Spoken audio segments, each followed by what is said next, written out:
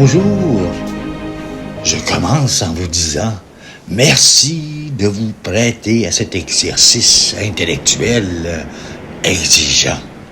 Nous allons aborder une question qui semble presque présomptueuse et pourtant, elle est au cœur de l'une des architectures intellectuelles les plus puissantes de l'histoire de la pensée, celle de Thomas d'Aquin. Heureux comme Dieu. Cette formule n'est pas de lui, mais elle condense son projet le plus radical. Mon objectif n'est pas de vous offrir des réponses définitives, mais de vous exposer avec la plus grande précision possible les lignes de force d'une doctrine qui n'élude aucune difficulté. Si ce clip vidéo est réussi, vous repartirez non avec un savoir tranquille, mais avec des questions plus aiguës, plus techniques et peut-être plus essentielles que celles que vous ont amenées ici. Commençons par un fait d'expérience universelle que la philosophie reconnaît depuis l'Antiquité. Nous désirons être heureux, vraiment heureux. Non pas un contentement passager, mais un état de plénitude et d'achèvement. Thomas d'Aquin, en lecteur d'Aristote, part de ce constat. Mais il le pousse à sa limite logique. Il observe que tous les biens finis, les plaisirs, les honneurs, les richesses, même la connaissance des vérités partielles, échouent à combler ce désir. Pourquoi? Parce que notre faculté de désirer, la volonté, a pour objet formel le bien en général, et notre intelligence est ordonnée à la vérité en général. Nous sommes des êtres ouverts à l'universel, à l'absolu. Thomas écrit ainsi. L'homme n'est jamais pleinement comblé par les biens périssables, car il lui reste toujours quelque chose à désirer. On voit ça dans les commentaires de l'éthique à Nicomachée. Cette ouverture infinie n'est pas un accident. C'est la signature métaphysique de notre âme intellectuelle. Une flèche est tirée, mais vers quelle cible? La logique de Thomas est implacable. Un désir naturel ne peut être vain. S'il est inscrit en nous, c'est que sa fin existe. Et puisque ce désir est sans limite naturelle, sa fin doit être sans limite. Il pointe nécessairement vers l'infini, vers Dieu. Mais attention, la formule « Dieu rend heureux » est un lieu commun. La thèse de Thomas est bien plus profonde et bien plus dangereuse. Ici, il nous faut quitter la psychologie pour entrer en métaphysique pure. Pour nous, être composé et changeant, le bonheur est un accident, un état que nous acquérons ou perdons. Pour Dieu, tel que le conçoit Thomas, en reprenant et en systématisant la révélation biblique et la pensée grecque, il en va tout autrement. Dieu n'est pas un être parmi d'autres, même suprême. Il est l'être par essence. Hippus est subsisten. De cette identification découle tout le reste. Écoutons le texte fondateur de la somme de théologie de Thomas d'Aquin. C'est ça. Il est manifeste que Dieu est heureux. Mais il faut dire plus. Il est sa béatitude même. La distinction est capitale. Dieu est la béatitude. Sa béatitude est identique à son essence, à son acte d'être. Elle n'est pas un attribut surajouté. Elle est son existence même. En quoi consiste-t-elle? Dans l'acte le plus parfait qui soit, l'acte de l'intellect de Dieu, se comprenant lui-même, et la volonté divine, aimant la perfection infinie qu'elle connaît. C'est un cercle éternel de connaissance et d'amour infini. Dieu est la montagne de feu, la source incréée du bonheur. Cette affirmation pose immédiatement le cadre non négociable de toute la suite. La distinction infinie entre l'être par essence et l'être par participation. La créature reçoit d'exister à un degré fini. Elle participe à l'être. Elle n'est pas l'être. Cette loi métaphysique ne sera jamais abolie, même dans la béatitude éternelle. Elle en est la condition de possibilité.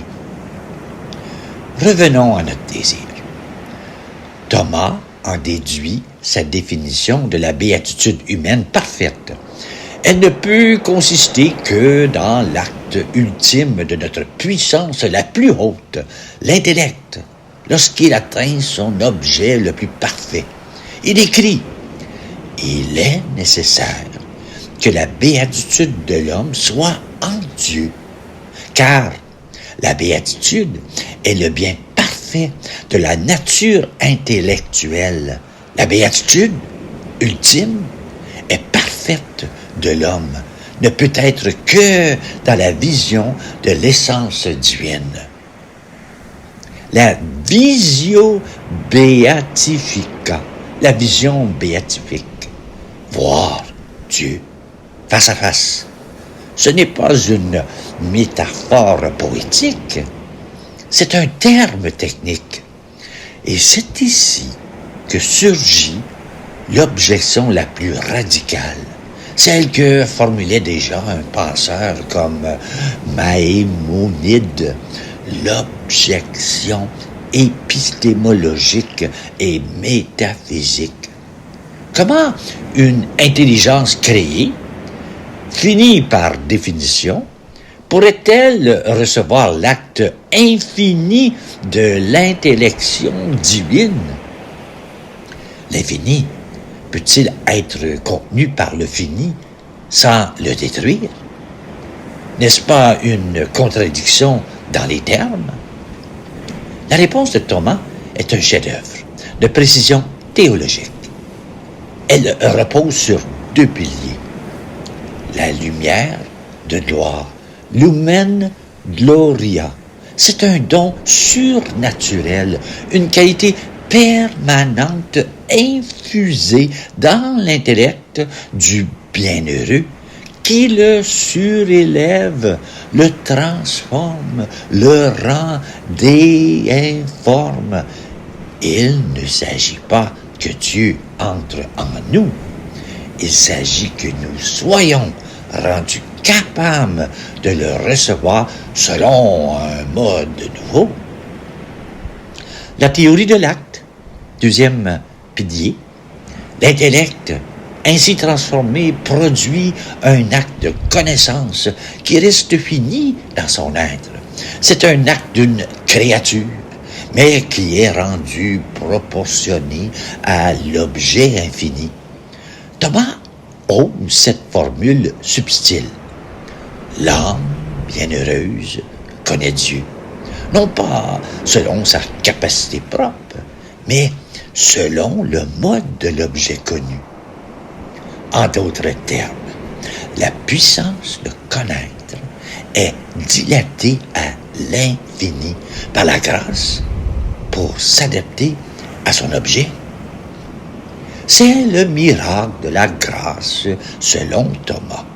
Elle ne détruit pas la nature, elle la préserve et la parfait au-delà de ses rêves les plus fous. Nous ne devenons pas Dieu par nature. Nous participons à sa vie par grâce. Voilà donc le sens précis, technique, de l'expression « heureux comme Dieu ». Il s'agit d'une participation. Thomas commente ainsi la seconde épître de Pierre.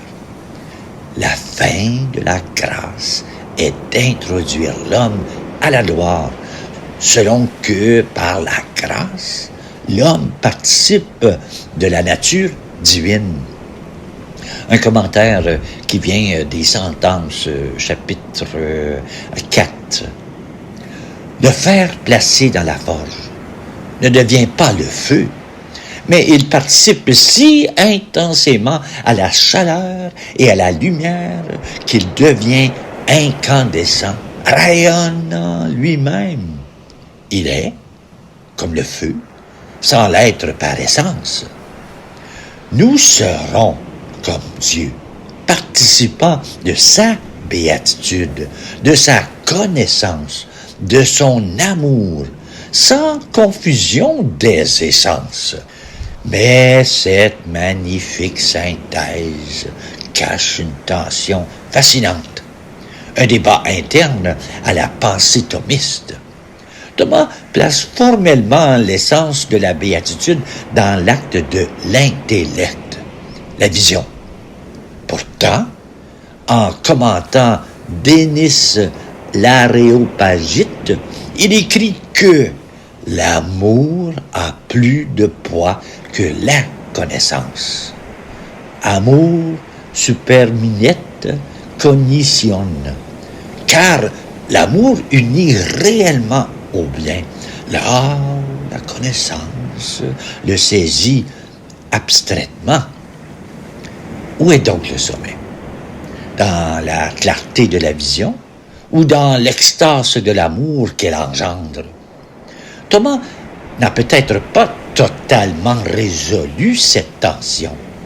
Le bienheureux voit, et ce qu'il voit est tel qu'il ne peut que s'y abandonner dans un acte d'amour sans réserve. La vision est-elle la fin ou le moyen suprême de l'union d'amour? La question reste ouverte et elle est essentielle.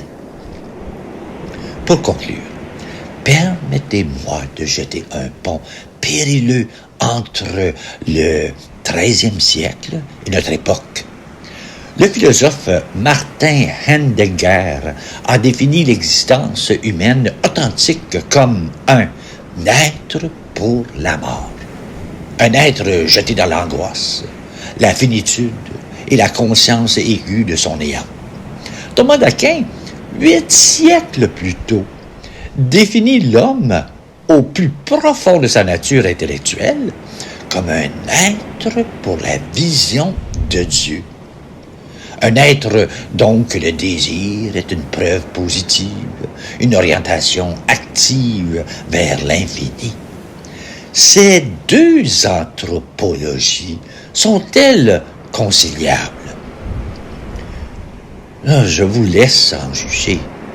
L'une voit dans notre désir d'infini la trace d'une blessure, d'une absence fondatrice. L'autre y voit la signature du Créateur, une ouverture ontologique à la plénitude. La proposition de Thomas est donc tout sauf douce et consolation. Elle est exigeante. Elle nous force à un choix métaphysique, fondamental. Soit notre désir le plus profond est une errance absurde dans un univers silencieux, soit il est le témoin le plus intime que nous sommes faits pour une rencontre qui nous transfigurera. Heureux comme Dieu, jamais par essence, mais heureux de Dieu, en Dieu, et par une participation réelle et transformante à sa vie même? C'est la réponse vertigineuse d'une rigueur implacable que Thomas d'Aquin dépose, non pas comme une certitude confortable, mais comme une hypothèse magistrale sur le sens ultime de l'existence. Alors, où tout ceci nous mène-t-il? Cette cartographie rigoureuse, cette plongée dans les concepts de participation, de lumière, de gloire, cette tension entre vision et amour, tout cela peut sembler très complexe. Un système intellectuel impressionnant, mais distant. Mais, au fond, retenez ceci. Cette pensée n'est pas un château abstrait réservé à une élite. C'est exactement le contraire. Thomas d'Aquin, avec toute sa rigueur, ne fait qu'une chose. Il prend au sérieux la manière dont Dieu nous a créés.